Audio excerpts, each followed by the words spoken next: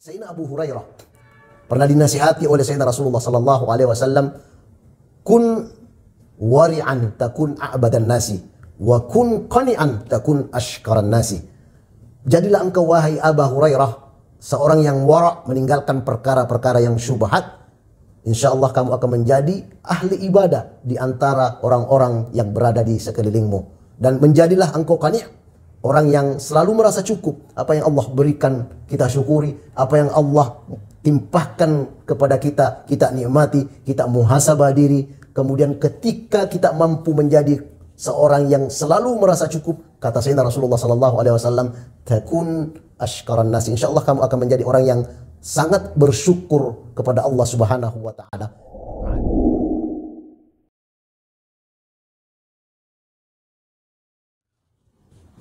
A'udzubillahi minasyaitonir rajim. Bismillahirrahmanirrahim. Assalamualaikum warahmatullahi taala wabarakatuh. Suatu ketika Sayyiduna al-Imam Abu Abdullah bin Muhammad bin Hanbali Asy-Syaibani Al-Zahili, akhiru al-a'immah al-arba'ah, didatangi seorang perempuan mengadukan perkara yang dia telah lakukan.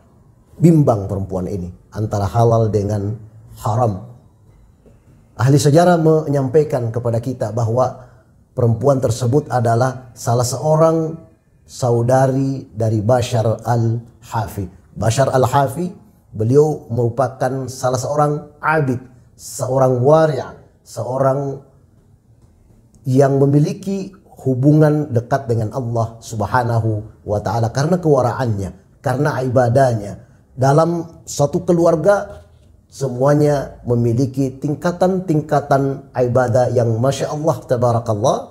Beliau sangat wara' dan ahli ibadah.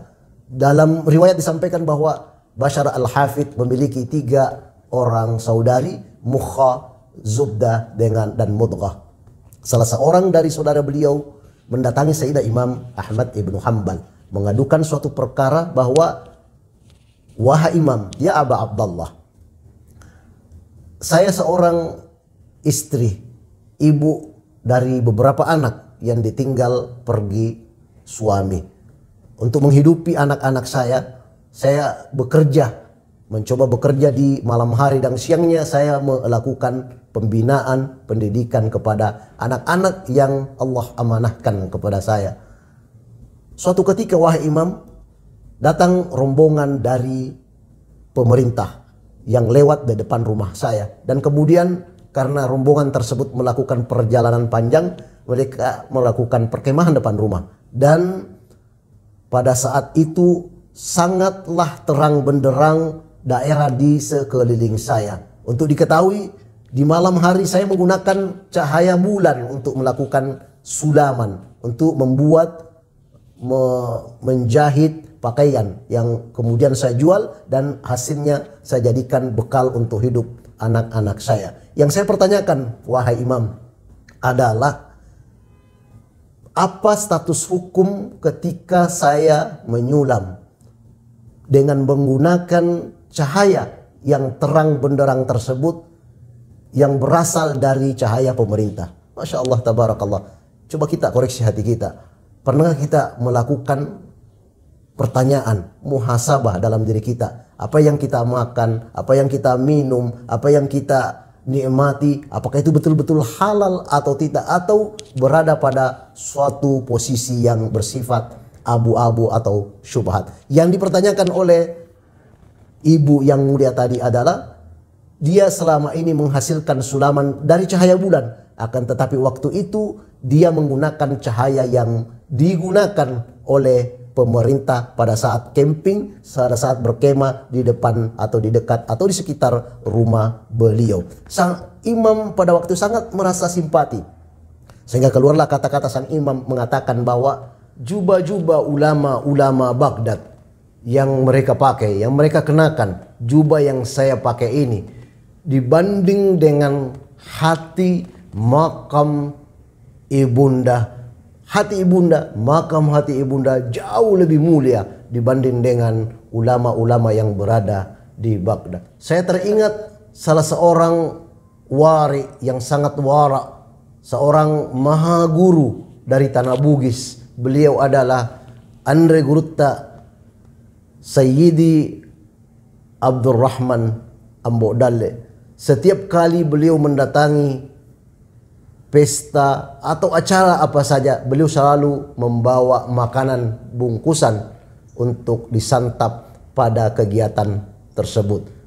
Ini merupakan salah satu bentuk kewaraan, kehati-hatian seorang ulama, yang seorang ulama takut hatinya tercoreng, takut ada titik-titik noda sebagai hajib, sebagai pembatas hubungannya dengan Allah Subhanahu wa Ta'ala.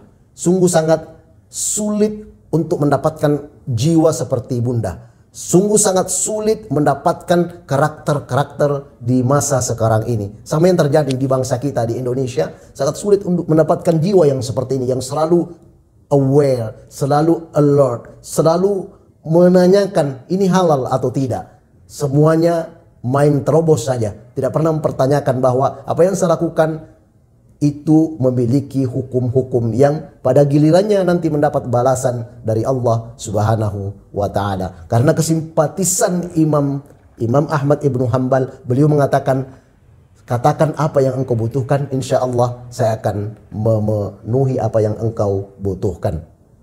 Sayyidina Abu Hurairah pernah dinasihati oleh Sayyidina Rasulullah sallallahu alaihi wasallam, kun wari'an takun a'badan nasi, wa kun qani'an takun ashkaran nasi.